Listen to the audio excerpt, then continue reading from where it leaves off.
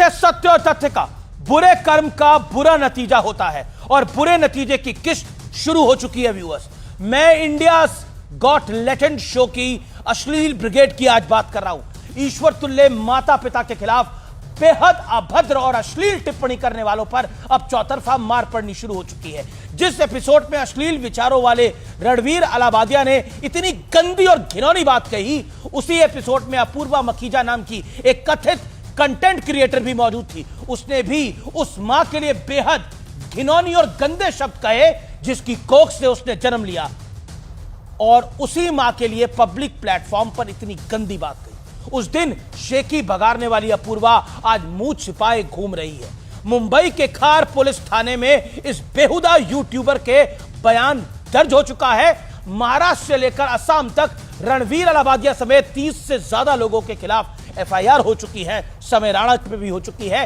राष्ट्रीय मानवाधिकार आयोग एनसीडब्ल्यू ने भी रणवीर एंड टीम को पूछताछ के लिए तलब किया है। इन तमाम कानूनी कार्रवाइयों का जो नतीजा होगा सो होगा, वो तो सबके सामने आएगा ही। लेकिन सवाल यह है कि इन गंदी बातों को अपने मन से निकालना कैसे जाए। इन्होंने जो कहा, क्या उनके परिवार पर वो गंदी बातें लागू नहीं होती?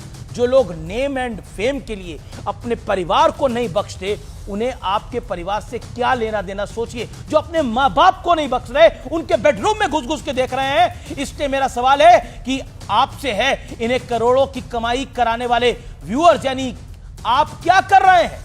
इन जैसे घटिया लोगों का भविष्य आपके एक्शन पर ही निर्भर करता है, क्योंकि अगर कंज्यूमर किसी प्रोडक्ट का बॉयकॉट कर दे तो फिर कोई ऐसा दुस्साहस करने की जुर्रत भी नहीं करेगा। थोड़ी संतुष्टि की बात यह है कि दर्शकों में भी अब धीरे धीरे ही सही जागरूकता आ रही है, और इसका सबूत यह है कि 9 फरवरी तक रणवीर के इंस्टाग्राम हैंडल पर 45 लाख से ज्यादा फॉलोअर थे, जो 11 फरवरी को फॉलोअर्स की संख्या 50,000 कम हो गई है। जबकि यूट्यूब पे रणवीर अलाहाबादिया के चैनल्स पे करीब 40,000 सब्सक्राइबर्स कम हो चुके हैं। फेसबुक पर भी कुछ कमी आई है और लोगों ने उन्हें अनफॉलो किया है। यह डेवलपमेंट काफी छोटा है, लेकिन इसे एक पॉजिटिव शुरुआत कही जा सकती है। ऐसे लोगों का इलाज करने के लिए कम से कम कुछ हजार ही सही, लेकिन लोगों ने इनिशिएटिव तो लिया है। इसी तरह के रिस्पॉन्स से अब बॉलीवुड से भी आ रहा है। हिंदी फिल्म इंडस्ट्री के बड़े प्रोड्यूसर जैकी भगनानी ने मजबूत स्टैंड लेते हुए कहा है कि वो इस तरह के एक्ट को कभी सपोर्ट नहीं करते। गोरखपुर के सांसद और भोजपुरी के जाने माने सुपरस्टार रवि किशन ने कहा है कि अचानक पॉपुलैरिटी हासिल करने के लिए ऐसी हरकतें बर्दाश्त नहीं की जा सकती। इस मुद्दे पर मशहूर पंजाबी सिंगर जसबीर जस्सी ने बेहद संवेदनशील और सटीक बात कही है। सुनिए। मैं तो उसका धन्यवाद करना चाहता हूं कि उसने कम से कम आपकी ज़मीर को जगाया है।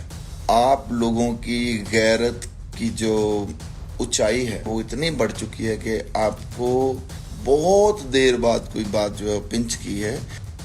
जसबीर जस्सी ने एकदम मुद्दे पर चोट की है। असल सवाल यही है कि बीमार मानसिकता वाले लोगों को हमने सोशल मीडिया का हीरो क्यों बनाया है, और इन लोगों को बॉयकॉट करने का टाइम आ गया है। इन लोगों को वाकई छोड़ने का टाइम आ गया है।